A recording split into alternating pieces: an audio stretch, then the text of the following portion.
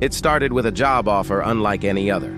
I was told I'd be paid handsomely to answer calls, but with one crucial, unsettling condition. My only task was to listen. There was a strict, unbending rule.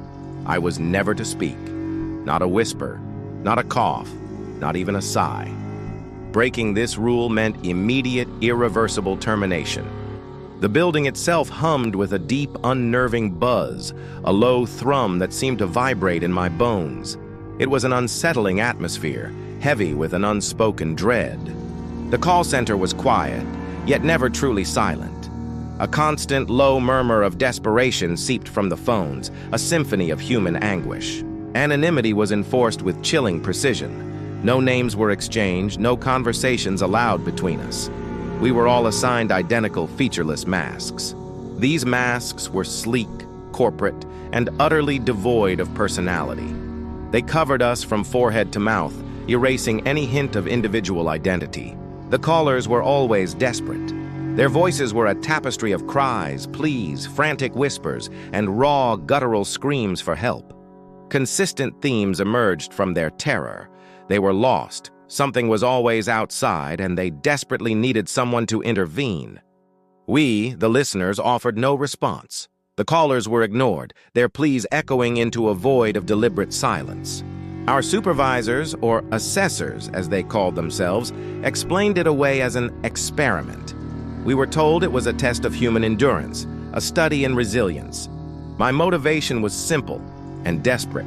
I was Ariana, 19, a college dropout drowning in debt.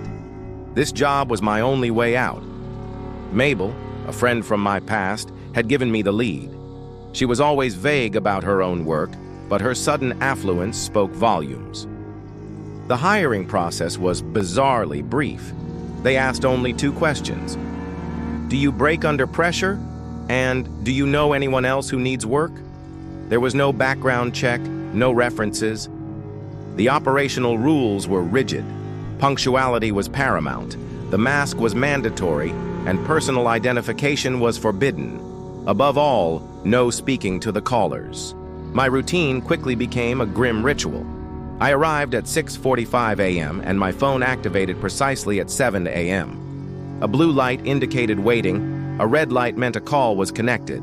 The callers' stories were always variations of the same nightmare. They were running, hiding, being chased by an unseen horror. A child whimpering for their mother, a woman trapped in a stairwell, a man barricaded in a closet. Sometimes, chillingly, the callers would describe us.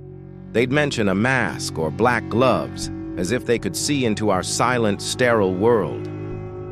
The assessors maintained their lie.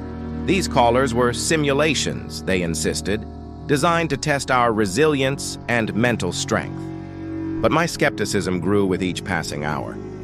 The callers sounded too real, too raw. They sobbed, they stuttered, they begged for their children. The money, however, was undeniably real. I paid off my student loans, cleared my credit card debt, and even bought a small car. I moved into a loft, a place I could never have dreamed of before. Then came the turning point, the call that shattered everything. My phone lit up red and I heard a familiar voice.